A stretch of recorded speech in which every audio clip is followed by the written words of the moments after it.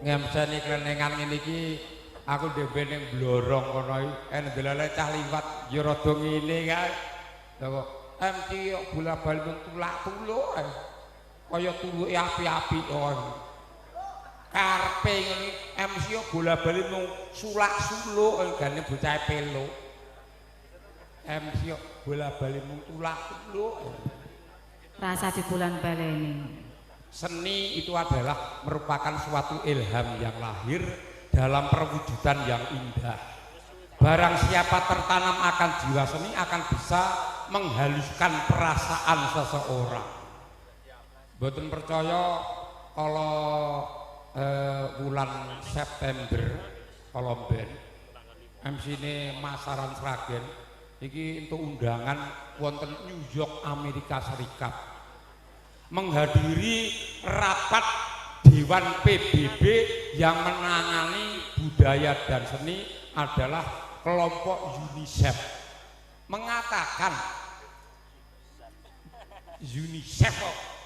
mengatakan bahwa seni daerah seluruh dunia loh, bukan namun saya Indonesia, seni daerah seluruh dunia itu ternyata yang paling halus, paling bisa dirasakan adalah seni yang hadir dari kota Yogyakarta dan Surakarta. Tepuk tangan dulu. Yogo bodho-bodhone budayane diangkat unggulke ngono. Lho, senengane aku iki tukang tambal ban. Lho, mula jenenge wong duwe gawe mantu niku ulang-ulang gelem nanggap krenengan kaya begini iki. Welok tenan Pak Ranton itu termasuk iki orang budayawan, pelestari budaya. Ben payu ngono lho. Dadi MC cokak krenengane ben payu, mosok sesasi omong pinduk. Bingi mangan ora cukup.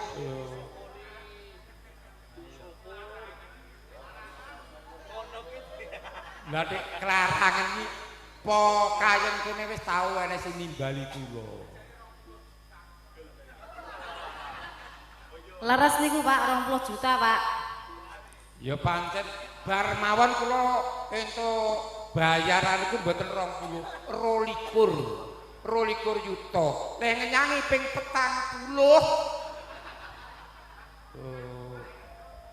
Dari seniman iku mboten sadidol larang-larang. Saikhlase sing maringi ngene wis kok. Tenane le, kok dibayar kurang kok grundel nang mburi. Ya to. Iki po pekok kok piye? Lah piye?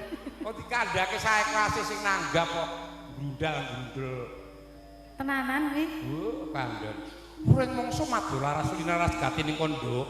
Kuduku medhep kadya kedheping kenya kang tinarik rama loran pandang siti tidem kang prana wing treloko. Taman Romendah angale lepinar baweng sore yang rate kadya gitaning Brahma kang kapadhansih. Dubi wis dumugi tengahing dalu dereng wonten sinambeting kang tinarika. Amung kala-kala Bathara Candra kang mijil saking Bantolar sumerdawani jagat. Mangkono sinar kang kadang-kadang karawitan cindhe laras ingone ndang ditokke. Nera dadi getak iki ya. Kadya wis ngancik mangsa kasongo. Suluk neh.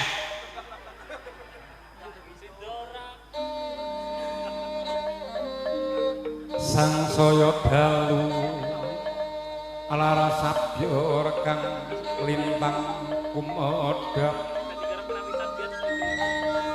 titis sonya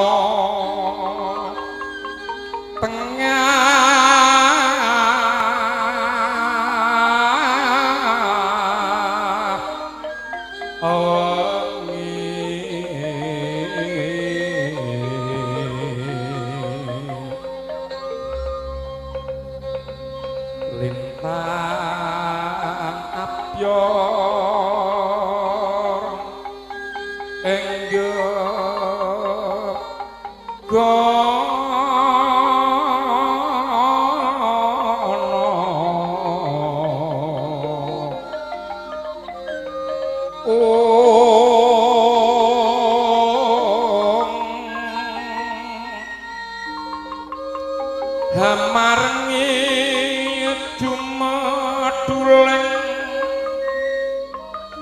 lintang panjerino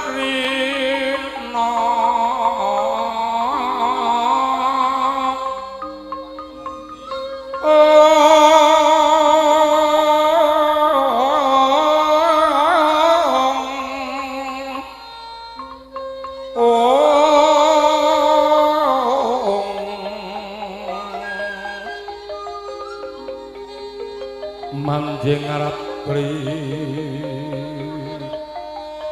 kang sinar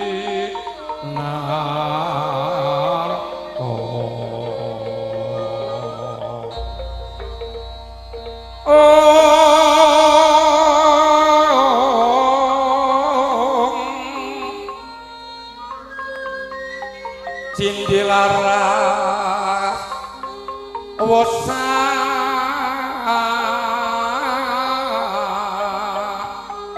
mapto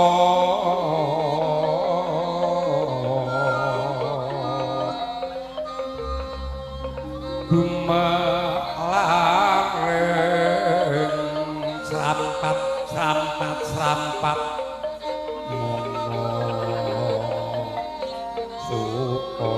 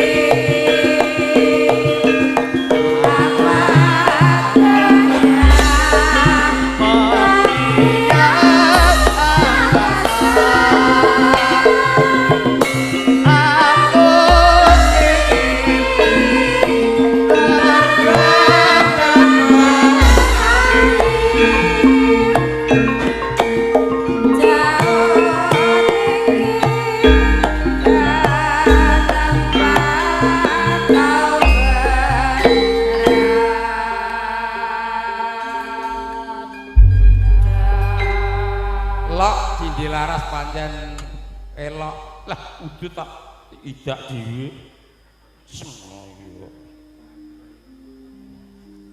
hasil kan muneke lintas daerah jadi MC sing iso lintas daerah lha nek kopine garis semene apa ya candak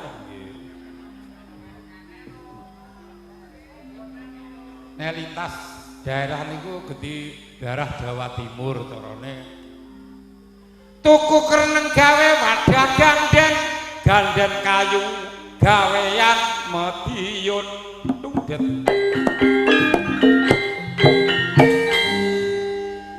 mula pengin do seneng nek duwe gawe mantu nanggapo sinden najan sinden ketok wek jek asu ayu regane wis medun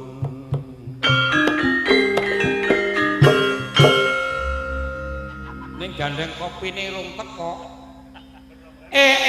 Mbok yo mesem susah digawe apa.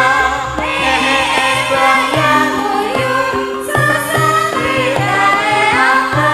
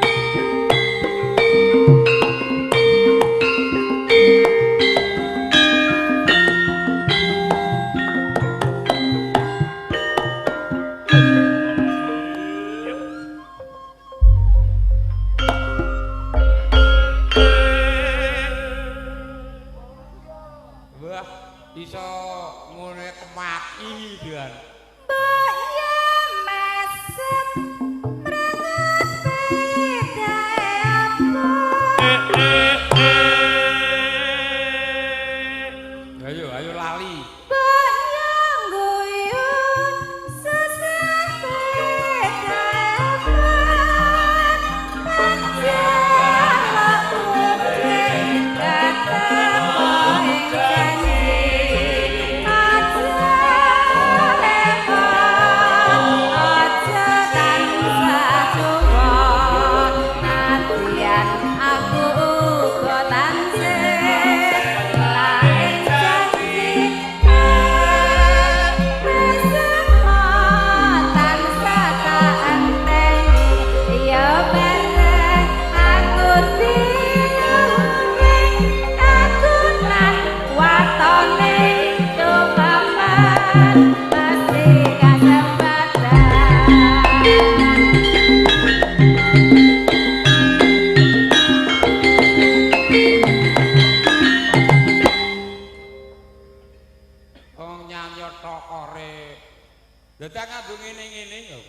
Itu ekspresi saya. Ekspresi.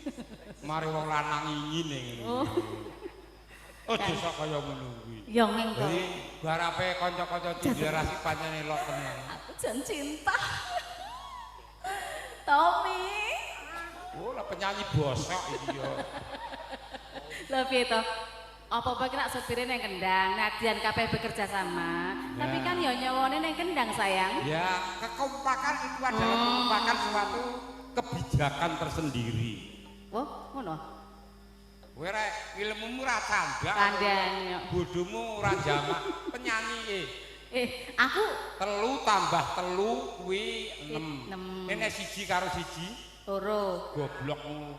Lah, piro? 3 tambah 3 ki 6, nek 1 karo 1 ki 11. Oh iya, 1 karo 1 11. 3 tambah 3 6. Letik kowe. Ngaku pinter. Matane ning. Kelompok budaya seni karawitan yang ada di wilayah Sragen itu terhitung ada 467 kelompok karawitan.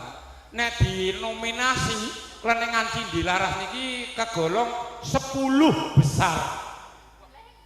Jadi elok. Ini MC ini ya aku kuwi. Ala nek MC-ne nek Simen ketemu mah marai ngelek-ngeleki ketoke kok. Ya ora apa-apa. Ketoke lho.